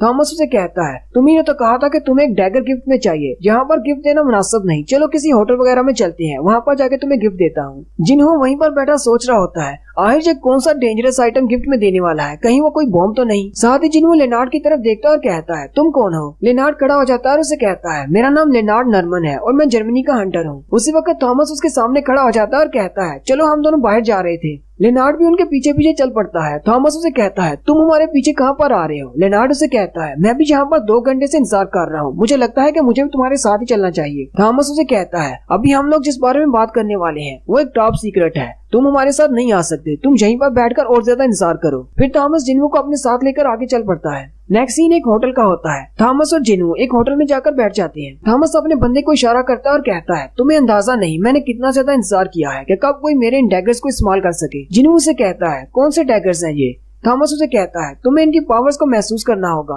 साथ ही वो डैगर्स वाले बॉक्स को खोलते हैं। थॉमस कहता है ये मेरी तरफ से तुम्हें गिफ्ट है। जिन्हो उसकी तरफ देखते ही कहता है ये तो केमिस्ट की बॉडी से बनाए गए डैगर्स हैं। थॉमस कहता है तुम तो वाकई में काबिल हंटर हो, सिर्फ एक बार देखकर ही तुम्हें पता चल गया कि ये केमिस्ट के डैगर्स हैं। जिन्हो उसे कहता है लेकिन तुम्हारे पास ये कैसे आए, केमिस्ट की बॉडी तो हंटर्स ब्यूरो के पास है। थॉमस उसे कहता है केमिस्ट के साथ फाइट के दौरान उसका एक दांत मेरे बाजू में गड़ गया था और उसका सबसे बड़ा दांत मैंने निकाल लिया और उसके साथ एक और दांत मुझे तोहफे में मिला था, तो गवर्नमेंट की तरफ से मैं इसे अपने पास रख सकता हूँ। अब क्योंकि मैंने अमेरिकन की जान बचाई थी तो मेरे लिए इतना तो कर ही सकते हैं, बाकी की सारी बॉडी हमने उनको दे दी थी। जिन्हो उस डैगर को अपने हाथ में उठाता है तो उसके स्टैट्स बहुत ज्यादा अच्छे होते हैं, उसे प्लस 1500 टैग पॉइंट्स मिलते हैं। जिन्हो कहता है मुझे लगा था शायद डीमन किंग का डैगर ज्यादा अच्छा है, हालांकि उससे मुझे सिर्फ 225 टैग पॉइंट्स मिलते हैं। जिन्हो उस डैगर को अपने हाथ में पकड़ता है और घुमाना शुरू कर देता है और कहता है इसे चलाना तो बहुत ज्यादा इजी है। थॉमस जिन्हो से कहता है ये तुम क्या कर रहे हो, मैंने अपनी पावर्स को बढ़ाया है लेकिन फिर भी अगर ये डैगर तुमने मुझे मार दिया तो मेरी बॉडी के आर पार चला जाएगा, इसलिए प्लीज इसे घुमाना बंद करो। अब ऐसा मत कहना कि जो गिफ्ट मैंने तुम्हें दिया है तुम उसी गिफ्ट से मुझे मार डालोगे। जिन्हू कहता है ये डैगर तो बहुत ज्यादा अच्छा है, ये तो मेरी पावर से बहुत ही अच्छे से रिएक्ट कर रहा है जैसे ये मेरे लिए ही बना हो। थॉमस लोरा से कहता है तुम्हें क्या लगता है अब भी मैंने कोई गलती की है इस डैगर को जिन्हू को तोहफे में देकर? लोरा उसे कहती है नहीं, तुमने बिल्कुल ठीक किया।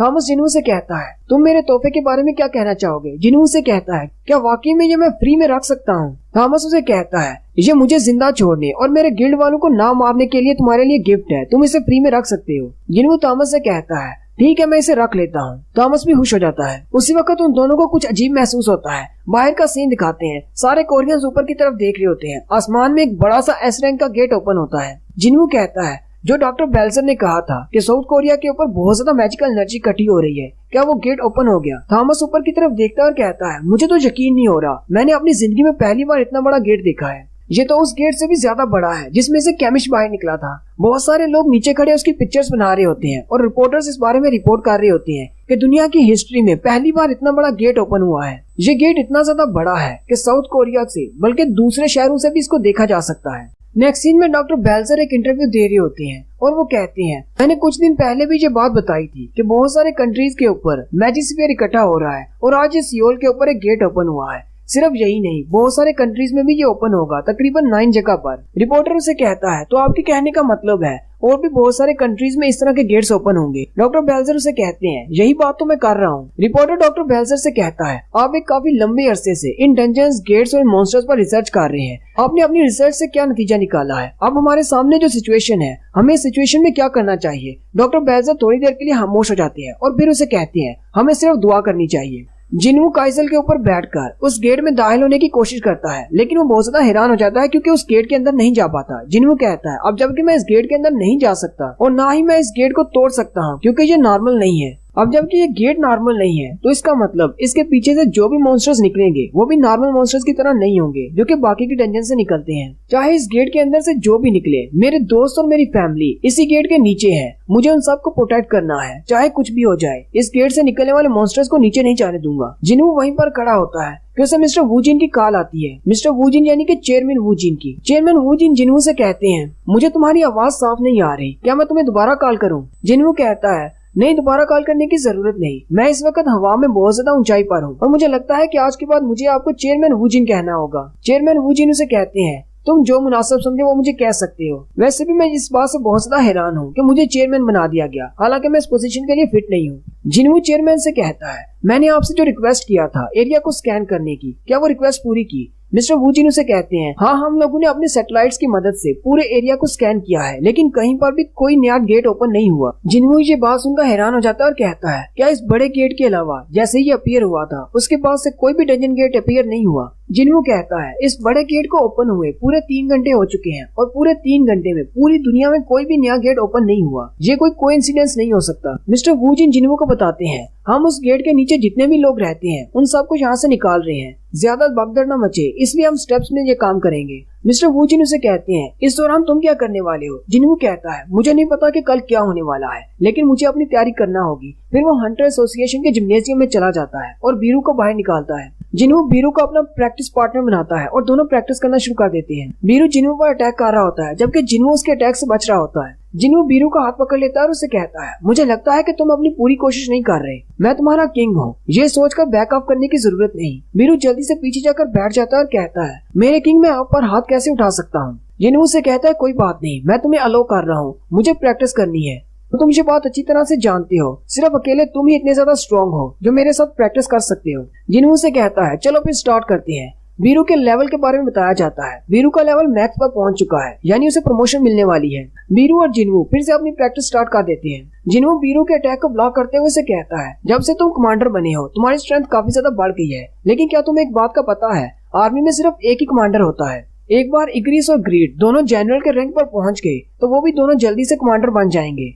अगर तुम ये नहीं चाहते कि वो दोनों तुम्हारी पोजीशन तुमसे छीन ले तो अपना हार्डवर्क जारी रखो और अपने आप को बेहतर बनाते रहो। फिर दोनों में जबरदस्त फाइट होती है। जिन्हू कहता है हालांकि बीरू बहुत ज्यादा स्ट्रॉन्ग है लेकिन मुझे नहीं लगता कि ये मुनाज के सामने टिक पाएगा। जिन्हू लास्ट में से पंच मारता है जिससे बीरू दूर जाकर दीवार के साथ गिरता है और कहता है ठीक है, मैं अपनी हार मान लेता हूँ। मेरे किंग बहुत ज्यादा पावरफुल है। जिन्हों कहता है, मुझे लगता है कि तुम्हारे चाइनीज ड्रामास को बंद करना होगा। तुम बहुत ही कुछ अजीब सी बातें सीखते रहते हो। जिन्हों कहता है, अब जबकि हमारा मैच खत्म हो चुका है, मुझे इस जगह को जल्दी से ठीक करना होगा। जिन्हों जल्दी से मिस्टर वूजिन को कॉल करता है और कहता है, आपको परेशान होने की जरूरत नहीं, मैं जिम्नोजियम को बिल्कुल नया सा कर दूंगा। मेरे पास 300 चींटियां हैं जो कि काम करने में बहुत ज्यादा अच्छी हैं। नेक्स्ट सीन सियोल के एक होटल का होता है, जहाँ पर लोरा थॉमस से कहती है, क्या हम लोग यहाँ से जाने नहीं वाले? थॉमस उसे कहता है, मैं इतने बड़े वाले गेट को, जो कि बहुत ज्यादा खूबसूरत है, छोड़कर वापस अमेरिका कैसे जा सकता हूँ? लोरा उसे कहती है, हाँ ये बड़ा है, ये तो दिख रहा है, लेकिन ये खूबसूरत कैसे है? थॉमस उसे कहता है, जिस भी चीज को देखकर मेरा दिल बहुत ज्यादा खुश हो जाए, मैं उसको ब्यूटीफुली कहता हूँ। अपने मुंह से आग निकालने वाला ड्रैगन कैमिश, इस तरह के बड़े वाले गेट्स और जिन्हों की पावर्स, इन सब को देखकर मेरा दिल बहुत ज्यादा खुश होता है। ये सारी चीजें ब्यूटीफुल है। थॉमस लोरा से कहते हैं, वैसे भी अमेरिका वापस जाने का कोई फायदा नहीं, क्योंकि कोई भी नए गेट्स ओपन नहीं हो रहे, सिर्फ एक ही गेट है जो हमारे सामने है। लोरा थॉमस से कहती है, लेकिन हमारी ब्यूरो आपके लिए परेशान है, कहीं आपको कोई मार ना दे। थॉमस उसे कहता है, मैं जिन्हों के साथ हूँ और वो भी ये बात अच्छी तरह से जानते हैं कि यहाँ से ज्यादा सेफ जगह और कोई भी नहीं। और दूसरी बात, अगर हम लोगों ने इस गेट से निकलने वाली चीजों को या मॉन्स्टर्स को यहाँ पर नहीं रोका तो पूरी दुनिया नहीं बचेगी। मैं बस देखना चाहता हूँ कि ये दुनिया का अंत है या फिर कोई नई शुरुआत होने वाली है। और यहीं पर हमारी एपिसोड 85 का एंड होता है। एक्सप्लेनेशन अच्छी लगी हो तो कमेंट करके जरूर बताइएगा। चैनल को सब्सक्राइब कर दें, वीडियो को लाइक और शेयर कर दें। शुक्रिया।